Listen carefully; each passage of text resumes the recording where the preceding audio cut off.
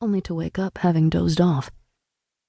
Even when I watched Man on Wire, bewildered as to why anyone would perform such a stunt. 8 passes back and forth, a quarter-mile up. Even when a thought springs fresh in my mind on the subway and solves an essay I'd just about abandoned. On the rare occasion my subconscious welds, language has a gift, I've learned, for humiliating those luminous random acts of creative flash into impossible-to-secure hobbling duds. The best ideas outrun me. That's why I write.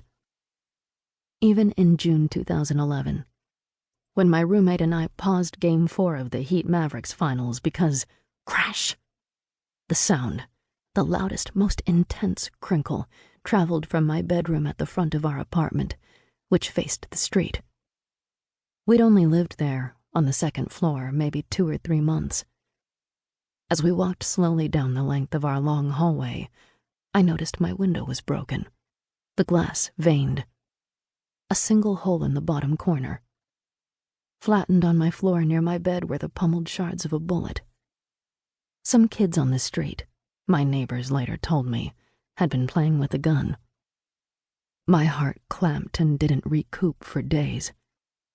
I slept on the couch, not out of fear, I don't think, but because, no matter how diligently I swept, I kept finding slivers of glass on my floor. They seemed to suggest it's okay to be someone who is slow to move on. Even when point shoes flit down the stage like muffled hazard, when a fur coat slides off a woman's bare shoulders, or when a kiss on my neck obscures all cliches about kisses on necks, and I am no longer human but merely an undulation. Or when Mariah pleats a litany of notes into Vision of Love, when her finale crests and becomes tendency. Even then my heart upholds. Or those first 10 seconds of Man in the Mirror, right before Michael sings, "I'm gonna make a change," and those early notes sound like crystal snowflakes falling on sheets of sugar. Or my favorite, the undervalued Who Is It? Jealousy's anthem. How it thumps, how it's obsessed, paranoid, how it's frantic enough to summon past jealousies, no matter how beyond them you think you are. Who Is It is a maze. It's the sound of being stuck in one.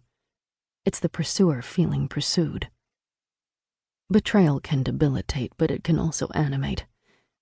It's how even at one's most suspicious, the heart speeds up, ticks, twitches, is a grenade, yet never stops.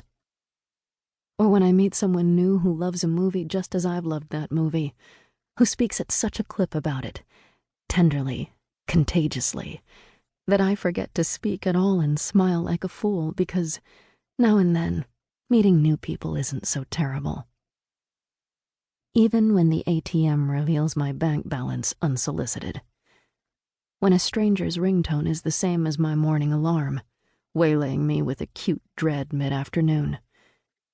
When life's practicalities knock the romance out, and money, time, sense syndicate my passions into bills, deferred goals, and all the boring bits. Even when a buzzer-beating shot bounces on the rim. When Steph sinks a no-look.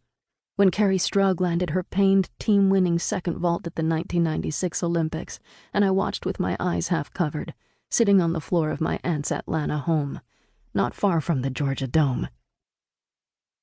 Even when I'm startled by an object flying in my periphery. Dust, refracted light, anxieties, UFOs. Or when a gasp is disproportionate to why I've gasped. My heart continues, as ever, pulsing toward its daily quota. More than 100,000 times a day. 80 beats per minute. Even when I stand naked in my room after a long day of stupid letdowns, when I consider becoming a woman who screams or hacks off her hair, or tosses her purse instead of hanging it. Even then, when nakedness can't undo the day, when my heart is lodged in my throat and my whole body falls limp, my whole body like my left wrist when I fasten my watch with my right hand, limp like that. Even then, when I feel completely poured out and defeated, a Dyson in the